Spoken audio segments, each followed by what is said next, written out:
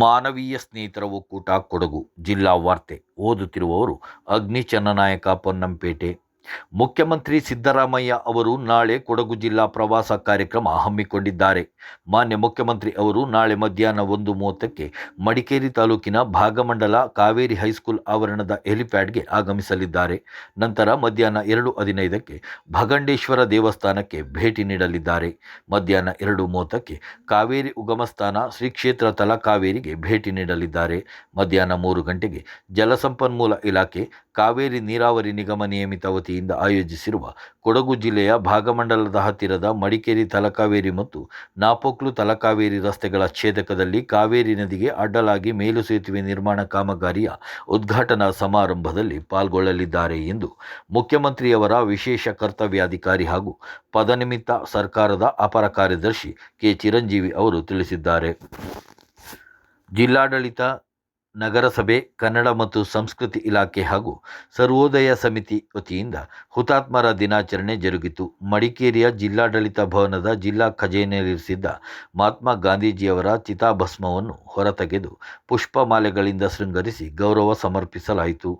ಜಿಲ್ಲಾಡಳಿತ ಹಾಗೂ ಸರ್ವೋದಯ ಸಮಿತಿ ಸದಸ್ಯರ ನೇತೃತ್ವದಲ್ಲಿ ಪೊಲೀಸ್ ವಾದ್ಯದೊಂದಿಗೆ ಮಂಗೇರಿಯ ಮುತ್ತಣ್ಣ ಹಾಗೂ ಜನರಲ್ ಕೆ.ಎಸ್. ತಿಮ್ಮಯ್ಯ ವೃತ್ತದ ಮುಖ್ಯ ರಸ್ತೆ ಮೂಲಕ ಗಾಂಧೀಜಿಯವರ ಚಿತಾಭಸ್ಮವನ್ನು ಕೊಂಡೊಯ್ದು ಗಾಂಧಿ ಮಂಟಪದ ಬಳಿ ಇರಿಸಿ ಬಳಿಕ ಮಹಾತ್ಮ ಗಾಂಧೀಜಿ ಅವರ ಭಾವಚಿತ್ರಕ್ಕೆ ಪುಷ್ಪಾರ್ಚನೆ ನೆರವೇರಿಸಲಾಯಿತು.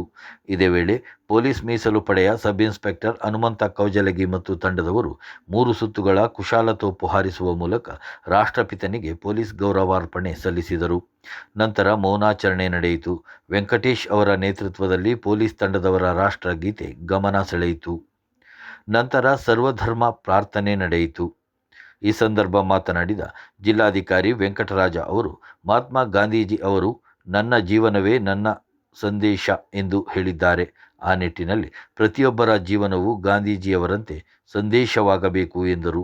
ಶಾಂತಿ, ಏಕತೆ, ಭ್ರಾತೃತ್ವ, ಸಮಾನತೆ ಇವುಗಳು ಗಾಂಧೀಜಿಯವರ ತತ್ವ ಸಂದೇಶಗಳಾಗಿದ್ದು, ಮಹಾತ್ಮ ಗಾಂಧೀಜಿ ಅವರ ಆದರ್ಶಗಳನ್ನು ಜೀವನದಲ್ಲಿ ರೂಪಿಸಿಕೊಳ್ಳಲು ಪ್ರಯತ್ನಿಸಬೇಕು ಎಂದರು. ಮಡಿಕೇರಿಯಲ್ಲಿ ಗಾಂಧಿ ಭವನ ನಿರ್ಮಾಣವಾಗಿದ್ದು ವಿವಿಧ ಚಟುವಟಿಕೆಗಳು ನಡೆಯುತ್ತಿವೆ. ಹಾಗೆ ಗಾಂಧಿ ಸ್ಮಾರಕ ಉದ್ಯಾನವನ ಮುಂದುವರೆದ ಕಾಮಗಾರಿ ಶೀಘ್ರ ಆರಂಭವಾಗಲಿದೆ. ಆ ನಿಟ್ಟಿನಲ್ಲಿ ಮಡಿಕೇರಿಯಲ್ಲಿ ಗಾಂಧೀಜಿಯವರ ಸಂದೇಶಗಳು ಎಲ್ಲೆಡೆ ಪಸರಿಸಲಿವೆ ಎಂದು ಜಿಲ್ಲಾಧಿಕಾರಿ ಅವರು ಹೇಳಿದರು. ಗಾಂಧೀಜಿಯವರ ಪ್ರಿಯವಾದ ಭಜನಾ ಹಾಡುಗಳನ್ನು ವಿವಿಧ ಸಭಾ ಕಾರ್ಯಕ್ರಮಗಳಲ್ಲಿ ಹಾಡುವಂತಾಗಬೇಕು. ಇದರಿಂದ ಗಾಂಧೀಜಿ ತತ್ವಗಳು, ಆದರ್ಶಗಳು ಪ್ರತಿಯೊಬ್ಬರಿಗೂ ತಲುಪಿದಂತಾಗುತ್ತದೆ ಎಂದರು.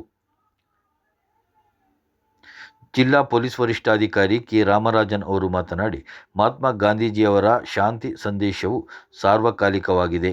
ಆ ನಿಟ್ಟಿನಲ್ಲಿ ಗಾಂಧೀಜಿಯವರ ಸಂದೇಶಗಳು ಪ್ರತಿಯೊಬ್ಬರಿಗೂ ತಲುಪಬೇಕು ಎಂದರು.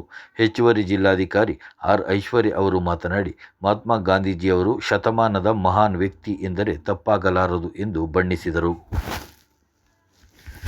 ಜಲಸಂಪನ್ಮೂಲ ಇಲಾಖೆ ಕಾವೇರಿ ನೀರಾವರಿ ನಿಗಮ ನಿಯಮಿತ ವತಿಯಿಂದ ಕೊಡಗು ಜಿಲ್ಲೆಯ ಭಾಗಮಂಡಲದ ಹತ್ತಿರ ಮಡಿಕೇರಿ ತಲಕಾವೇರಿ ಮತ್ತು ನಾಪೋಕ್ಲು ತಲಕಾವೇರಿ ರಸ್ತೆಗಳ ಛೇದಕದಲ್ಲಿ ಕಾವೇರಿ ನದಿಗೆ ಅಡ್ಡವಾಗಿ ಮೇಲು ಸೇತುವೆ ನಿರ್ಮಾಣ ಕಾಮಗಾರಿಯ ಉದ್ಘಾಟನಾ ಸಮಾರಂಭವು ನಾಳೆ ಮಧ್ಯಾಹ್ನ 3 ಗಂಟೆಗೆ ಭಾಗಮಂಡಲದಲ್ಲಿ ನಡೆಯಲಿದೆ.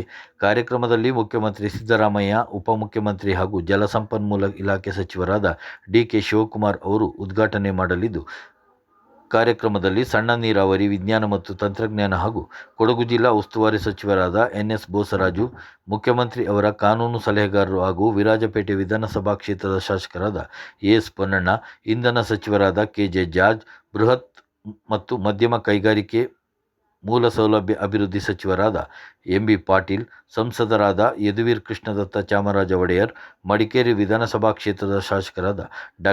ಮಂತರ್ಗೌಡ, ವಿಧಾನ ಪರಿಷತ್ ಸದಸ್ಯರಾದ ಎಂ.ಪಿ. ಸುಜಾ ಕುಶಾಲಪ್ಪ, ಎಸ್.ಎಲ್. ಭೋಜೇಗೌಡ, ಡಾ. ಧನಂಜಯ ಸರ್ಜಿ, ಭಾಗಮಂಡಲ ಗ್ರಾಮ ಪಂಚಾಯಿತಿ ಅಧ್ಯಕ್ಷ ಕಾಳಣ್ಣ ಎ. ರವಿ ಇನ್ನಿತರರು ಪಾಲ್ಗೊಳ್ಳಲಿದ್ದಾರೆ. ಇತಿಹಾಸ ಪ್ರಸಿದ್ಧ ಕಡಂಗ ಕೊಕ್ಕಂಡಬಾಣೆ ಉರುಸ್ ಕಾರ್ಯಕ್ರಮವು ನಾಳೆಯಿಂದ ಮಂಗಳವಾರದವರೆಗೆ ನಡೆಯಲಿದೆ. ನಾಳೆ ಜುಮಾ ನಮಾಜಿನ ಬಳಿಕ ಮುಹಿಯುದ್ದೀನ್ ಜುಮಾ ಮಸೀದಿಯಿಂದ ಭಂಡಾರ ಹೊತ್ತು ಕೊಕ್ಕಂಡಬಾಣೆ ದರ್ಗಾದವರೆಗೆ ಬೃಹತ್ ಮೆರವಣಿಗೆ ನಡೆಯಲಿದೆ.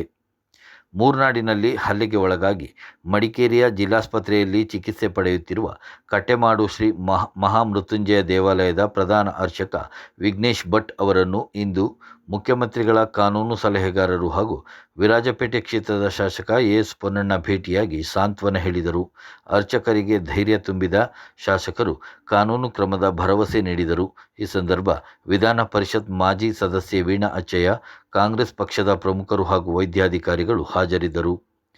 ಕುಶಾಲನಗರ ಬಾಲಕಿಯರ ಪ್ರೌಢಶಾಲೆಯಲ್ಲಿ ಮುಖ್ಯೋಪಾಧ್ಯಾಯಿನಿಯಾಗಿ ಸೇವೆ ಸಲ್ಲಿಸುತ್ತಿದ್ದ ಬಿಎಸ್ ಪುಷ್ಪಾ ಅವರು ಶಿಕ್ಷಣ ಇಲಾಖೆಯಲ್ಲಿ ಪದೋನ್ನತಿ ಪಡೆದು ಕೂಡಿಗೆ ಡಯಟ್ ಸಂಸ್ಥೆಗೆ ಹೋಗುತ್ತಿರುವ ಹಿನ್ನೆಲೆಯಲ್ಲಿ ಬಿಎಸ್ ಪುಷ್ಪಾ ಅವರಿಗೆ ಕುಶಾಲನಗರ ಕನ್ನಡ ಸಿರಿ ಸ್ನೇಹ ಬಳಗದ ವತಿಯಿಂದ ಸನ್ಮಾನಿಸಿ ಅಭಿನಂದಿಸಲಾಯಿತು. ಈ ಸಂದರ್ಭ ಕನ್ನಡ ಸಿರಿ ಸ್ನೇಹ ಬಳಗದ ಅಧ್ಯಕ್ಷ ಬಿಎಸ್ ಲೋಕೇಶ್ ಸಾಗರ್ ಇನ್ನಿತರರು ಇದ್ದರು.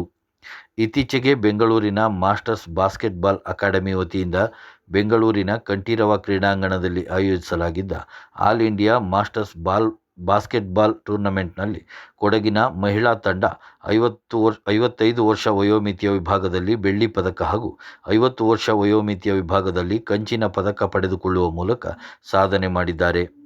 ರಾಜ್ಯ, ರಾಷ್ಟ್ರ, ಅಂತಾರಾಷ್ಟ್ರೀಯ ಮಟ್ಟದ ಆಟಗಾರರು ಹಾಗೂ ಗೋಣಿಕೊಪ್ಪಲು ಕಾವೇರಿ ಕಾಲೇಜಿನ ಹಳೆ ವಿದ್ಯಾರ್ಥಿಗಳಿಂದ ಕೂಡಿದ ತಂಡದಲ್ಲಿ ಗುಣಶೀಲ ಅಮರನಾಥ್, ಡಾಕ್ಟರ್ ಪುಷ್ಪಾ ಕುಟ್ಟಣ್ಣ, ಪಳಂಗಂಡ ವಾಣಿ ಚೆಂಗಪ್ಪ, ಕೊಳ್ಳಿಮಾಡ ರಶ್ಮಿ ಅಯ್ಯಪ್ಪ, ಬಲ್ಯಮಿದೇರಿರ ಆಶಾ ಶಂಕರ್, ತಾತಂಡ ಜ್ಯೋತಿ ಪ್ರಕಾಶ್, ತೀತರಮಾಡ ಕಾವೇರಿ ಅಚ್ಚಯ್ಯ, ಕಲಿಯಂಡ ಡಾಕ್ಟರ್ ರೇಷ್ಮಾ ಚೆಂಗಪ್ಪ, ಕಾಡ್ಯಮಾಡ ದಿವ್ಯಾ ಪೂಣಚ್ಚ, ಪೊನಚಂಡ ಸಬಿತಾ ಪೂಣಚ್ಚ, ಐನಂಡ ಜಮುನಾ ಚೆಂಗಪ್ಪ, ಚೋವಂಡ ಜಮುನಾ ತಮ್ಮಯ್ಯ, ಕೋಣೇರಿರ ಶಿಲ್ಪಾ ಪೆಮ್ಮಯ್ಯ, ತಂಡದ ವ್ಯವಸ್ಥಾಪಕಿ ಕೋದೆಂಗಡ ರೇಷ್ಮಾ ನಂಜಪ್ಪ ಅವರು ಭಾಗವಹಿಸಿದ್ದರು.